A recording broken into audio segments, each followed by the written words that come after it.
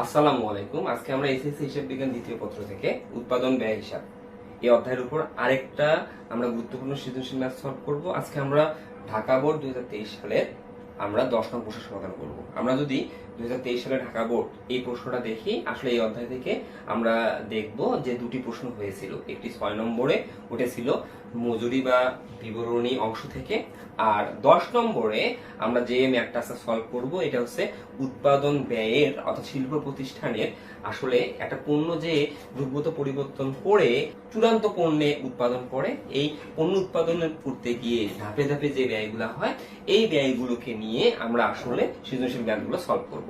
আমরা এখানে যে অধ্যায়টা করতেছি উৎপাদন ব্যয় হিসাব, তার আগে আমাকে একটু বেসিক জানতে হবে। আসলে আমার এখানে উৎপাদন ব্যয় হিসাব এই বেসিক ক্লাসগুলো কিন্তু আমার YouTube channel white board accounting এ প্লেলিস্ট আকারে দেওয়া আছে। তোমরা যখন হোয়াইট বোর্ড অ্যাকাউন্টিং এই চ্যানেলের ভিতরে যাবা, তোমরা প্লেলিস্টে যাবা, দেখো উৎপাদন ব্যয় হিসাব একটা কিন্তু আমার প্লেলিস্টে ফোল্ডার করা আছে। ওইখানে গিয়ে তুমি কিন্তু অনেকগুলো বেসিক ক্লাস পাবা ইনশাআল্লাহ। তোমরা যদি বেসিক ক্লাসগুলো দেখো, তোমরা এই অধ্যায়ের বেসিক যে বিষয়গুলো আছে তোমরা কিন্তু বুঝতে পারবা। আমি আজকে হালকা একটু টাচ দেই। আমরা উৎপাদন ব্যয় হিসাব আসলে এই হিসাবটা কোন প্রতিষ্ঠান সংরক্ষণ করে এটা আগে আমাকে জানতে হবে। এটা নিয়ে একটু আমি আলোচনা করি। আমরা জানি যে যারা নিজের পণ্য নিজে উৎপাদন করে তাদেরকে শিল্প প্রতিষ্ঠান বলা হয়। শিল্প প্রতিষ্ঠান মানে কি? যারা নিজের পণ্য নিজে উৎপাদন করে। এখন একটা শিল্প প্রতিষ্ঠান কিভাবে পণ্য উৎপাদন করে এটা তোমাকে জানতে হবে আগে। একটা শিল্প প্রতিষ্ঠান প্রথমে কাঁচামাল সংগ্রহ করে। কাঁচামাল সংগ্রহ করার পর বিভিন্ন প্রক্রিয়া সম্পন্ন করার মাধ্যমে চূড়ান্ত পণ্য রূপান্তর করে বা চূড়ান্ত পণ্যের আকার প্রদান করে। আর এই চূড়ান্ত পণ্য পরবর্তীতে শিল্প প্রতিষ্ঠান পাইকারি ব্যবসায়ীর কাছে, এজেন্টের কাছে বিক্রয় করার চেষ্টা করে। তাহলে একটা শিল্প প্রতিষ্ঠান কি করতেছে? কাঁচামাল থেকে শুরু করে ধাপে ধাপে বিভিন্ন ব্যয় সম্পূর্ণ করে বিক্রয় মূল্য পর্যন্ত বিভিন্ন ধাপ সম্পূর্ণ করতেছে। এই ধাপগুলো আমরা মূলত শিল্প প্রতিষ্ঠানের ক্ষেত্রে উৎপাদন ব্যয় বিবরণীতে আমরা প্রদর্শন করি বা লিপিবদ্ধ করি। ওকে, তাহলে উৎপাদন ব্যয় হিসাব আসলে এটা শিল্প প্রতিষ্ঠানের জন্য প্রযোজ্য। এখন উৎপাদন ব্যয় হিসাবে আমরা মূলত উৎপাদন ব্যয় বিবরণীতে কাঁচামাল থেকে শুরু করে বিক্রয় পর্যন্ত আমরা মোট 7টা ধাপে ব্যয়গুলোকে লিপিবদ্ধ করি। 7টা ধাপ কি? প্রথম ধাপ 1 আমরা ব্যবহৃত কাঁচামালের ব্যয় নির্ণয় করি, 2 আমরা মুখ্য ব্যয় নির্ণয় করি, 3 আমরা উৎপাদন ব্যয় নির্ণয় করি, 4 আমরা মোট উৎপাদন ব্যয় নির্ণয় করি, 5 আমরা বিক্রিত পণ্যের ব্যয় নির্ণয় করি, 6 আমরা মোট ব্যয় নির্ণয় করি, 7 আমরা বিক্রয় মূল্য নির্ণয় করি।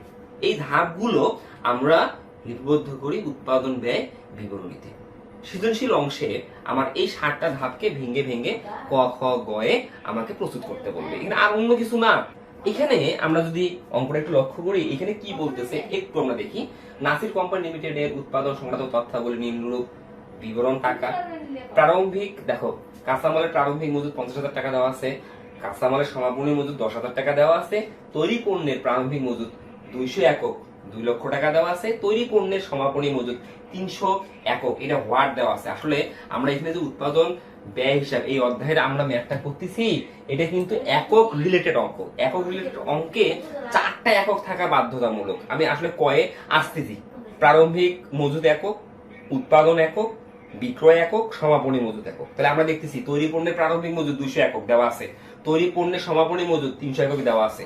তারপরে কাঁচামাল ক্রয়, প্রত্যক্ষ শ্রম, কারখানার উপরি ব্যয়, বিক্রয় উপরি ব্যয়, প্রশাসনিক উপরি ব্যয়, বিক্রয় আমার দেওয়া আছে 42 লক্ষ টাকা। উক্ত বছরে কোম্পানি 600 একক পণ্য বিক্রয় করে। আমি বলছি 4টা একক দেওয়া থাকবে। এখন আমরা কিন্তু এখানে প্রশ্নটা করে নিলাম। এখন আমরা কয়ে যাবো। কয় কি বলছে? উৎপাদিত পণ্যের একক নির্ণয় করো। এই দেখো, একক সংক্রান্ত এক অঙ্কে আমাদের কিন্তু একক 4টা আছে। আমার কয়ে কিন্তু এখানে উৎপাদিত পণ্যের একক নির্ণয় করতে বলছে। এখন 4টা কি কি একক আমি উৎপাদন সংক্রান্ত অধ্যায়ে অর্থাৎ উৎপাদন ব্যয় হিসাব এই অধ্যায়ে আমরা একক রিলেটেড 4টা কি কি পাবো? আমরা প্রথমে পাবো প্রারম্ভিক মজুদ একক, আমরা দ্বিতীয় পাবো উৎপাদন একক, আমরা তৃতীয় পাবো বিক্রয় একক, চতুর্থ পাবো আমরা সমাপনী একক। এককের অঙ্কে 4টা লাগবেই 100%। আমরা প্রথমে ক করার চেষ্টা করবো। কয় কি বলছে? উৎপাদিত পণ্যের একক নির্ণয় করো। তুমি বোর্ডে লিখবে, আমি খাতায় লিখবে, আমি বোর্ডে লিখছি। 10 নং প্রশ্নের সমাধান লিখে লিখবো ক। আমি ক লিখবো। ক কি লিখবো? যে উৎপাদিত পণ্যের একক নির্ণয়। তার আগে উৎপাদিত পণ্যের একক নির্ণয়ের আগে এই অধ্যায়ে তোমাকে একটা সমীকরণ যা মনে রাখতে হবে। সমীকরণটা মনে রাখলে তুমি 4টা সূত্র এখান থেকে তৈরি করতে পারবা। এই দেখো, এককের সমীকরণ তাহলে এককের সমীকরণটা কি? প্রারম্ভিক মজুদ একক, উৎপাদন একক। এটা লেফট সাইড, এটা হচ্ছে লেফট সাইড। রাইট সাইডে বিক্রয় একক, সমাপনী মজুদ একক। এই সমীকরণটা একটু তুমি মনে রাখার চেষ্টা করবা। যদি সমীকরণটা তুমি মনে রাখো, তুমি এখান থেকে 4টা সূত্র নিজে নিজে তৈরি করতে পারবা। কিভাবে? এটা তো সমীকরণ, এটা লেফট সাইড, এটা রাইট সাইড। তুমি তো এসএসসি লেভেলে বিভিন্ন সমীকরণ থেকে এক্স এর মান, ওয়াই এর মান, এই চলকগুলোর মান নির্ণয় করছো। তুমি যার মান বের করবা তাকে লেফট সাইডে রেখে বাকি সব মান ট্রান্সফার করতে হয়। এক্সাম্পল, তুমি দেখতেছো একটা অঙ্কে উৎপাদন একক দেওয়া আছে, বিক্রয় একক দেওয়া আছে, সমাপনী একক দেওয়া আছে, তোমার প্রারম্ভিক মজুদ একক দেওয়া নাই। তাহলে প্রারম্ভিক মজুদ একক নির্ণয়ের জন্য তুমি কি করবে? এই যে প্রারম্ভিক মজুদ এককের সাথে উৎপাদন একক কিন্তু আছে, তাহলে তুমি শুধু প্রারম্ভিক মজুদ একক বের করবে। তাহলে এই উৎপাদন এককটা সাইড চেঞ্জ করো, ওই পাশে গেলে মাইনাস হবে, তাহলে তুমি কিন্তু প্রারম্ভিক মজুদ একক পেয়ে যাবে। তাহলে তুমি এখান থেকে সূত্র তৈরি করতে পারতেছো। ঠিক তেমনি ভাবে তুমি যদি উৎপাদন একক নির্ণয় করতে চাও, তুমি কি করবে? তুমি বিক্রয় একক, সমাপনী মজুদ একক, অর্থাৎ যে পাশের মান নির্ণয় করবে তার অপোজিট সাইডের মানগুলো যোগ করবে। এখন এই উৎপাদন এককের সাথে প্রারম্ভিক মজুদ একক কি আছে? যোগ আছে। এটা তুমি সাইড চেঞ্জ করে দাও, তুমি কিন্তু উৎপাদন একক পেয়ে যাবে। এইভাবে তুমি বিক্রয় একক বের করতে পারবে, সমাপনী একক বের করতে পারবে। কিভাবে? তোমার যদি প্রশ্নে বিক্রয় একক দেওয়া না থাকে, তোমার যদি কয়ে বলে যে বিক্রয় এককের পরিমাণ নির্ণয় করো, তাহলে বিক্রয় একক মানে তোমার রাইট সাইডের হওয়ার কারণে তুমি লেফট সাইডের এলিমেন্ট গুলো যোগ করবে। কারণ যেই পাশের মান নির্ণয় করবে তার অপোজিট সাইডের মানগুলো যোগ করতে হবে। তাহলে তুমি প্রারম্ভিক মজুদ একক, উৎপাদন একক যোগ করবে। এখন বিক্রয় এককের সাথে সমাপনী মজুদ একক আছে, তা তুমি যেহেতু বিক্রয় একক বের করবে, তাহলে সমাপনী মজুদ এককটাকে সাইড চেঞ্জ করো, প্লাস আছে এই পাশে গেলে মাইনাস হবে, তো তুমি বিক্রয় একক পেয়ে যাবা। এটা হচ্ছে আমাদের একটা টেকনিক। তার মানে আমি যদি এই সমীকরণটা মনে রাখতে পারি, তাহলে আমি খুব সহজেই বিভিন্ন একক নির্ণয় করতে পারবো। তাহলে আমার কয় এখানে কি বলছে? উৎপাদিত পণ্যের একক নির্ণয় করো। এখন আমি কয়েক খাতায় লিখবো ক উৎপাদিত পণ্যের একক নির্ণয়। তাহলে আমরা দেখবো ক উৎপাদিত পণ্যের একক নির্ণয়। তাহলে উৎপাদিত পণ্যের একক নির্ণয়, তুমি সমীকরণটার দিকে তাকাও। প্রারম্ভিক মজুদ একক, উৎপাদন একক লেফট সাইডে, রাইট সাইডে বিক্রয় এবং সমাপনী একক। তাহলে যেহেতু তুমি লেফট সাইডের এলিমেন্ট নির্ণয় করবা, তাহলে অপোজিট গুলো যোগ করে নিজেরটা বিয়োগ করো। তাহলে তুমি এখন এটা সাজিয়ে লিখবা। তুমি লিখবা প্রথমে বিক্রয় একক যোগ সমাপনী মজুদ, সেখানে থেকে তুমি প্রারম্ভিক মজুদটা বিয়োগ করবে। তাহলে এখন তুমি লেখো, প্রথমে লিখবা বিক্রয়। তাহলে বিক্রয় তোমার এখানে দেওয়া আছে 600 একক, বিক্রয় আছে তোমার 600 একক। এই 600 এককের সাথে তুমি সমাপনী মজুদ যোগ করবে, যোগ সমাপনী মজুদ। এখন তোমার সমাপনী মজুদ প্রশ্নে কত আছে একটু দেখো। তোমার সমাপনী দেওয়া আছে, দেখো তৈরি পণ্যের সমাপনী মজুদ 300 একক। তাহলে তুমি এই 300 যোগ করবে, যোগ করলে তুমি এখানে 900 একক পাবে। এই 900 একক এক্স্যাক্টলি তোমার কি জানো? এই 900 একক হচ্ছে তোমার বিক্রয়যোগ্য পণ্য। তোমার বিক্রয়যোগ্য পণ্য এই বছর 900টি পণ্য। এই 900টি পণ্যের মধ্যে তোমার বছরের শুরুতে কতটি পণ্য ছিল? 200টি। তাহলে তুমি যদি 900 থেকে এই 200 বিয়োগ করো, তার মানে এখানে এই সমীকরণটা দিকে তাকাও। তুমি এখনই ভিতরে প্রবেশ করে না, এখন সহজ হবে আগে দাও। তাহলে উৎপাদন একক নির্ণয়ের জন্য তুমি এই প্রারম্ভিক মজুদ সাইড চেঞ্জ করবে। তাহলে তুমি কি করবে? সাইড চেঞ্জ করলে যোগ ছিল বিয়োগ হবে, তাই তুমি লিখবে মাইনাস প্রারম্ভিক মজুদ। ওকে, তাহলে প্রারম্ভিক মজুদ তোমার প্রশ্নে কত দেওয়া আছে? প্রারম্ভিক মজুদ তোমার প্রশ্নে দেওয়া আছে 200 একক। তাহলে প্রারম্ভিক মজুদ এই যে 200 একক। তাহলে এই বছরে তোমার উৎপাদন একক কত? 700। খুব সহজেই কিন্তু আমরা উৎপাদন একক পেয়ে গেলাম। তাহলে এটাই হচ্ছে আমাদের অতএব উৎপাদন একক। তাহলে উৎপাদন একক নির্ণয়ের জন্য আমি কি করব? একদম ইজি বিষয়, যে উৎপাদন একক নির্ণয়ের জন্য উৎপাদনে আছে লেফট সাইডে, রাইট সাইডের এলিমেন্ট দুটো যোগ করে লেফট সাইডে প্রারম্ভিক মজুদ আছে বিয়োগ করলে আমরা উৎপাদন একক পাবো। তাহলে উৎপাদন কত পেলাম? 700 একক। আমরা খুব সহজে কিন্তু ক করে ফেলতে পারলাম। এখন আমরা এই 700 একক পরবর্তীতে কাজে লাগবে, তাই আমি এখানে টুকে রাখলাম 700। ওকে, এখন আমরা ক্ষয়ের সমাধান করবো। ক্ষয় কি বলছে? বিক্রিত পণ্যের ব্যয় বিবরণী তৈরি করো। আমি তোমাকে যে কথাটা বললাম, আমরা উৎপাদন ব্যয় হিসাবে এই অধ্যায়ে উৎপাদন ব্যয় বিবরণীতে টোটাল 60টা ধাপ নির্ণয় করে থাকি। 60টা ধাপের মধ্যে প্রথমে আমি ব্যবহৃত কাঁচামালের ব্যয়, দ্বিতীয়ত আমি মুখ্য ব্যয়, তৃতীয়ত আমি উৎপাদন ব্যয়, চতুর্থত আমরা মোট উৎপাদিত পণ্যের ব্যয়, পঞ্চমত বিক্রিত পণ্যের ব্যয়, ষষ্ঠত মোট ব্যয় এবং সপ্তম ধাপ হিসেবে আমরা বিক্রয় মূল্য নির্ণয় করে থাকি। এই 60টা ধাপকে নিয়ে আমরা বলি উৎপাদন ব্যয় বিবরণী। এখন আমাকে সৃজনশীল প্রশ্নে কখনো এই 60টা ধাপের মধ্যে কখনো আমাকে মুখ্য ব্যয় পর্যন্ত নির্ণয় করতে বলতে পারে, কখনো আমাকে উৎপাদন ব্যয় পর্যন্ত নির্ণয় করতে বলতে পারে, কখনো আমাকে বিক্রিত পণ্যের ব্যয় পর্যন্ত নির্ণয় করতে বলতে পারে। এখন যেমন এখানে আমাকে ক্ষয় বলছে বিক্রিত পণ্যের ব্যয় বিবরণী তৈরি করো। এই যে বিক্রিত পণ্যের ব্যয় বিবরণী তৈরি করতে বলছে কেন? আসলে আমাকে বিক্রিত পণ্যের ব্যয় পর্যন্ত নির্ণয় করতে বলছে। তাহলে বিক্রিত পণ্যের ব্যয় যে আমি বের করব, আমাদের উৎপাদন ব্যয় বিবরণীতে আমার পঞ্চম ধাপে বিক্রিত পণ্যের ব্যয় নির্ণয় হয়। তাহলে বিক্রিত পণ্যের ব্যয় নির্ণয়ের জন্য আমাকে কি করতে হবে? আমাকে 5টা ধাপ সম্পূর্ণ করতে হবে স্টেপ বাই স্টেপ। কারণ আমি যখন উৎপাদন ব্যয় বিবরণী করি, শিল্প প্রতিষ্ঠান কাঁচামাল থেকে শুরু করে বিক্রয় পর্যন্ত বিভিন্ন প্রক্রিয়ার মাধ্যমে আসলে একটা পণ্যের রূপগত পরিবর্তন করে কাঁচামাল থেকে। এই যে বিভিন্ন ধাপে ধাপে যে ব্যয়গুলো করতেছে, এই ব্যয়গুলো উৎপাদন ব্যয় বিবরণীতে লিপিবদ্ধ করে 7টা নামে। এখন আমি প্রথমেই কি বের করি, কারণ আমি যখন পণ্য উৎপাদন করব প্রথমে আমার ব্যয়টা কোথায় হবে, কাঁচামালে হবে, ব্যবহৃত কাঁচামালের ব্যয়, দেন মুখ্য ব্যয়, দেন উৎপাদন ব্যয়, দেন মোট উৎপাদিত পণ্যের ব্যয়, দেন বিক্রিত পণ্যের ব্যয়। তাহলে আমি সেই বিক্রিত পণ্যের ব্যয় এখানে বের করব। তাহলে বিক্রিত পণ্যের ব্যয় নির্ণয়ের জন্য আমি কি করব, আমি প্রথমেই কাঁচামাল থেকে শুরু করব। তাহলে আমরা একটু যদি অঙ্কে দেখি, আমাদের কাঁচামালের প্রারম্ভিক মজুদ, সমাপনী মজুদ, কাঁচামাল ক্রয় সব তথ্যই দেওয়া আছে। তার মানে প্রথম ধাপ থেকে আমাকে লিখতে হবে। তাহলে প্রথমেই লিখবো প্রারম্ভিক কাঁচামালের মজুদ বা প্রারম্ভিক কাঁচামাল আমি দিয়ে শুরু করব। প্রারম্ভিক কাঁচামাল আমার কত আছে, আমি এখান থেকে লিখবো প্রারম্ভিক কাঁচামাল। তাহলে প্রারম্ভিক কাঁচামাল আমাদের আছে 50,000 টাকা, প্রথম ভরে লিখবো 50,000 টাকা। এখন প্রারম্ভিক কাঁচামালের সাথে চলতি বছরে আমি যে কাঁচামাল ক্রয় করছি 18 লক্ষ টাকা, এই কাঁচামাল যোগ করব। তাহলে যোগ কাঁচামাল ক্রয়, শুধু আমি ক্রয় লিখলেও হবে, এই ক্রয় মানেই কাঁচামাল ক্রয়। আমি 18 লক্ষ টাকার কাঁচামাল আমি চলতি বছরে ক্রয় করছি। ওকে, আমি প্রারম্ভিক কাঁচামালের সাথে ক্রয় করলাম কাঁচামাল 18 লাখ, তাহলে আমরা পেলাম 18,50,000 টাকা। আমি এখন দেখব আমার ক্রয়কৃত কাঁচামালের ক্রয় পরিবহন আছে কিনা। যদি ক্রয় পরিবহন থাকে এটাও যোগ করব, নাই তাহলে আমি এই যে প্রারম্ভিক কাঁচামাল যোগ কাঁচামাল ক্রয় করে আমি যে 18,50,000 টাকা পেলাম, এটাকে বলা হয় ব্যবহারযোগ্য কাঁচামালের ব্যয়। তার মানে আমি এই হিসাবকালে যদি পুরো কাঁচামাল দ্বারা পণ্য উৎপাদন করি, তাহলে আমি মোট 18,50,000 টাকার কাঁচামাল ব্যবহার করতে পারবো। এই জন্য এটাকে বলা হয় ব্যবহারযোগ্য কাঁচামালের ব্যয়। আমি 18,50,000 টাকার মধ্যে আমি দেখতেছি সমাপনী কাঁচামাল আছে 10,000 টাকা। এই সমাপনী কাঁচামাল যে 10,000 টাকা আছে, এটা কি মিন করে, কারণ আমি যে অঙ্ক করতেছি সালটা কি দেওয়া আছে, এটা সালটা দেওয়া নেই। যে সালের জন্যই অঙ্ক করি না কেন, ওই সালে আমি এই যে 18,50,000 টাকার যে কাঁচামাল ছিল, এই 18,50,000 টাকার কাঁচামালের মধ্যে কত টাকার কাঁচামাল চলতি বছরে উৎপাদনে ব্যবহার করিনি। তাহলে আমি 10,000 টাকা চলতি বছর উৎপাদনে ব্যবহার করিনি। এই কাঁচামাল আমি কবে উৎপাদনে ব্যবহার করব, বা এই কাঁচামাল দ্বারা আমি কবে পণ্য উৎপাদন করব, আগামী হিসাবকালে। এই জন্য আমাকে সমাপনী কাঁচামালটা বিয়োগ করতে হয়, তাহলে আমি চলতি বছরে কত টাকার কাঁচামাল ব্যবহার করছি সেটা পাই। তাহলে আমি যে প্রারম্ভিক কাঁচামালের সাথে কাঁচামাল ক্রয় যোগ করলাম, এটা আমি পেলাম ব্যবহারযোগ্য কাঁচামালের ব্যয়। তার মানে আমার এটা এবিলিটি।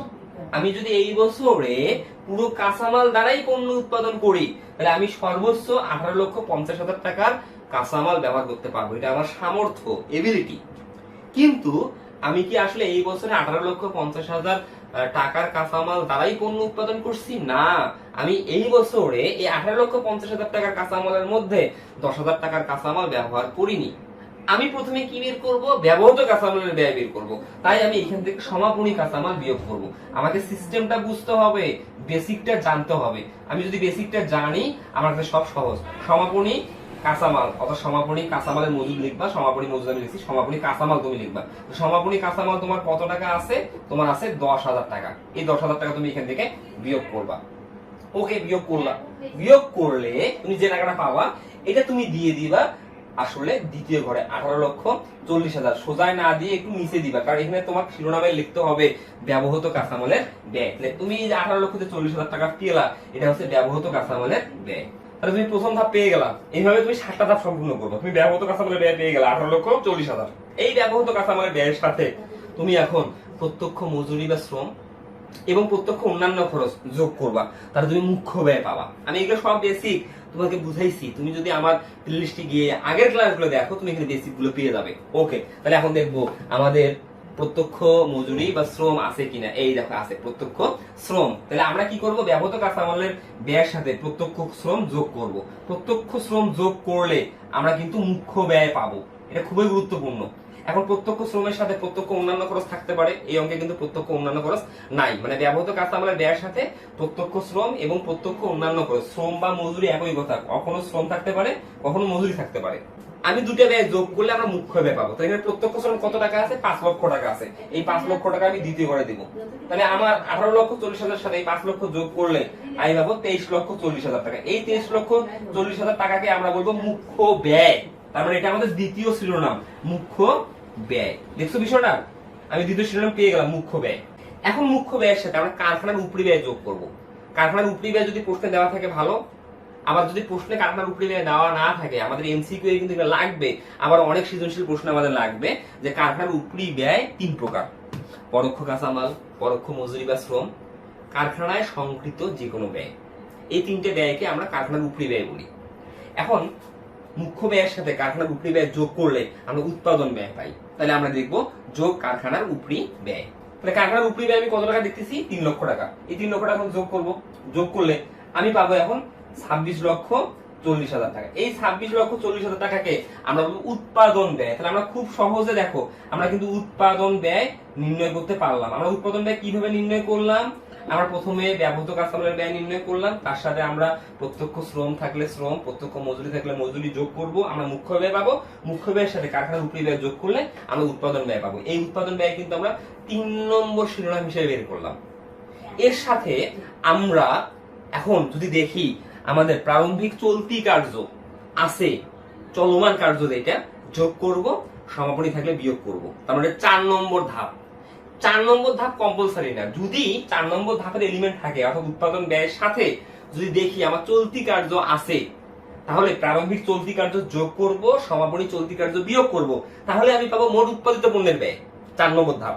এই মোট উৎপাদিত পণ্যের ব্যয়ের সাথে আমি প্রারম্ভিক প্রস্তুতকৃত পণ্য বা তৈরিকৃত পণ্য যোগ করব, সমাপনী বিয়োগ করব। তাহলে এখানে 4 নম্বর ধাপ হবে না, 5 নম্বর ধাপ হবে, কারণ আমাদের প্রারম্ভিক তৈরিকৃত পণ্যের মজুদ আছে। তাহলে আমি লিখবো যোগ প্রারম্ভিক তৈরিকৃত পণ্যের মজুদ। তাহলে প্রারম্ভিক তৈরিকৃত পণ্যের মজুদ আমার কত টাকা দেওয়া আছে? 2 লক্ষ টাকা দেওয়া আছে। এই 2 লক্ষ টাকা যোগ করলাম। আমি যদি এই 2 লক্ষ টাকা যোগ করি তাহলে আমি পাচ্ছি 28,40,000 টাকা। এইখান থেকে আমি সমাপনী তৈরিকৃত পণ্যের মজুদ বিয়োগ করবো। তাহলে মাইনাস সমাপনী তৈরিকৃত পণ্যের মজুদ। ওকে, সমাপনী তৈরিকৃত পণ্যের মজুদ। এখন সমাপনী তৈরিকৃত মজুদ এককের অঙ্কে আমার প্রশ্নে কখনো দেওয়া থাকবে না। এককের অঙ্কে সিস্টেম যে সমাপনী তৈরিকৃত পণ্যের মজুদের ক্ষেত্রে হোয়াট থাকবে, এটা কখনোই টাকায় দেওয়া থাকবে না এককের অঙ্কে। এটা নির্ণয় করার জন্য কি করতে হবে? এটা নির্ণয় করার জন্য সিস্টেমটা তুমি ভালো করে দেখো। আমাদের সর্বশেষ রেজাল্ট মানে শিরোনামের রেজাল্ট আমাদের কিন্তু উৎপাদন ব্যয়। তুমি সর্বশেষ রেজাল্টকে উৎপাদন একক দ্বারা ভাগ করবা, তাহলে তুমি একক প্রতি উৎপাদন ব্যয় পাবা। দেন তোমার সমাপনী মজুদ কতটি আছে তুমি গুণ করবা। তাহলে আমার সর্বশেষ রেজাল্ট কি? উৎপাদন ব্যয়। তাহলে আমার টাকা কত? 26,40,000 টাকা। এই 26,40,000 কে আমি উৎপাদন একক দ্বারা ভাগ করব। তাহলে আমি কিন্তু টুকে রাখছি উৎপাদন একক কিন্তু আমাদের 67টি পণ্য। তাহলে আমি 700 একক দ্বারা ভাগ করব। আমাদের এই প্রতিষ্ঠানে আমাদের এই বছরে সমাপনী মজুদ কত? 300। আমি 300 দ্বারা গুণ করব। তাহলে আমি টাকায় কনভার্ট করতে পারবো সমাপনী তৈরিকৃত মজুদের পণ্য কত টাকা, এটা মূল্যায়ন করতে পারবো। তাহলে আমি এখন কি করব? আমরা 26,40,000 কে ভাগ করব 700 দ্বারা, গুণ করব 300 দ্বারা। তাহলে আমরা পেলাম 11,31,429। এটাই হচ্ছে আমাদের সমাপনী তৈরিকৃত পণ্যের মজুদ। তাহলে 11,31,429। 28.5 আছে, যেহেতু দশমিকের পর 5 আছে তাই আমরা 1 যোগ করে দিলাম। এখন আমি 28,40,000 থেকে এই 11,31,429 টাকা বিয়োগ করব। তাহলে আমার এখানে 28,40,000 মাইনাস 11,31,429 আমি যদি বিয়োগ করি আমি পাবো এখানে 17,08,571। এই যে আমি 17,08,571 টাকা পেলাম, এটাকেই আমি বলবো বিক্রিত পণ্যের ব্যয় পঞ্চম ধাপে। তাহলে আমি লিখবো অতএব বিক্রিত পণ্যের ব্যয়। আমরা খুব সহজে কিন্তু আমরা বিক্রিত পণ্যের ব্যয় নির্ণয় করতে পারলাম। তাহলে বিক্রিত পণ্যের ব্যয় আমরা কত ধাপে নির্ণয় করব? আমরা পঞ্চম ধাপে নির্ণয় করব। বিক্রিত পণ্যের ব্যয় 17,08,571 টাকা। এই জায়গাটা তুমি অবশ্যই ভালোভাবে মার্ক করবে। আমি আবারও বলতেছি, আমরা যখন এককের অঙ্ক করব উৎপাদন ব্যয় হিসাবে এই অধ্যায়ে এককের অঙ্কে কখনোই তোমার সমাপনী তৈরিকৃত পণ্যের মজুদ এটা টাকা দেওয়া থাকবে না। এই টাকাটা তোমাকে মূল্যায়ন করতে হবে। এটা মূল্যায়ন করার জন্য তোমাকে সর্বশেষ রেজাল্ট দেখতে হবে। এখানে সর্বশেষ রেজাল্ট কিন্তু 3 নম্বর, কারণ এখানে আমার ধাপটা বুঝতে হবে। 1-এর পর 2, 2-এর পর 3, 3-এর পর 4, দেন 5। এখন আমি 5 নম্বর ধাপে এসে কিন্তু সমাপনী তৈরিকৃত পণ্যের মজুদ নির্ণয় করব। এখন 4 নম্বর ধাপে যে নির্ণয় করতেছি আমি 3 নম্বর ধাপ থেকে না 4 নম্বর ধাপ থেকে, কারণ আমি এই অঙ্কে 4 নম্বর ধাপ বের করি নাই। 3 নম্বর ধাপের পর 5 নম্বর ধাপ, এটা বুঝতে হবে তোমাকে। তাহলে 3 নম্বর ধাপের রেজাল্টটা কি? উৎপাদন ব্যয়। তাহলে আমি এই উৎপাদন ব্যয়, এখানে আমাদের উৎপাদন ব্যয় 26,40,000 টাকা ছিল। এই 26,40,000 টাকাকে আমি উৎপাদন একক দ্বারা ভাগ করব। তার মানে আমার যে এখানে 26,40,000 টাকা আছে, আমি 700 দ্বারা যখন ভাগ করব, তাহলে আমি একক প্রতি উৎপাদন ব্যয় পাবো। এই একক প্রতি উৎপাদন ব্যয়কে আমার সমাপনী মজুদ কত, 300 একক, 300 দ্বারা গুণ করব। তাহলে আমি সমাপনী তৈরিকৃত পণ্যের মজুদ পাবো। কত পেলাম আমি? 11,31,429 টাকা। খুব সহজেই কিন্তু আমরা নির্ণয় করতে পারলাম। তাহলে আমাদের খ এখানে হয়ে গেল, খ আমাদের ডান। এখন আমরা গ করবো। গয় কি বলছে? আয় বিবরণী তৈরি করো। আমরা আয় বিবরণী আর্থিক অবস্থার বিবরণীতে তৈরি করছি। আমরা আয় বিবরণী যখন তৈরি করি, আয় বিবরণী মানে আর্থিক ফলাফল নির্ণয়ের জন্য আমরা আয় থেকে ব্যয় বিয়োগ করে আমরা নিট মুনাফা বা নিট ক্ষতি নির্ণয় করি।